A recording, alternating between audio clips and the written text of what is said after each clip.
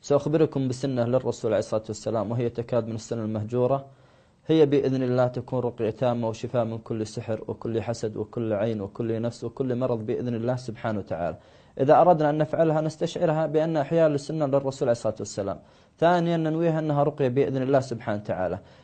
العين حق، نحن نفعلها استشعارا إحياء لسنة الرسول صلى الله عليه وسلم، ثم أنها رقية تامة لنا بإذن الله سبحانه وتعالى. تقول أمنا عائشة رضي الله عنها وعن أبيها، ولعن الله من تعدى عليها وعلى أبيها وعلى عرضها، تقول كان صلى الله عليه وسلم إذا آوى إلى فراشه كل ليلة جمع كفيه هكذا، تجمع كفيك هكذا ثم ينفث فيهما. تقول أمس الرجيم صلى الله عليه وسلم ثم يقرأ قل هو الله أحد والفلق والناس، يعني تقرأ سورة الإخلاص والفلق والناس كامل، ثم يمسح بهما ما استطاع من جسده، يبدأ بهما على رأسه، تبدأ هكذا، ثم على وجهه تقول، ثم ما أقبل من جسده تفعلها هكذا. إذا خلصت من كذا ترجع من وراء، أن تكون جالس في فراشك، يفعلها 3 مرات، تفعلها 3 مرات عند النوم بإذن الله سبحانه وتعالى، تكون لك بإذن الله شفاء. والله يا أحبتي في الله، لو تروح لأكبر راقي وأكبر شيخ والله ما يقرأ عليك القرآن كامل، يقرأ عليك آيات الحسد، إذا ما وجد حسد قرأ السحر أو النفس أو المس أو المرض.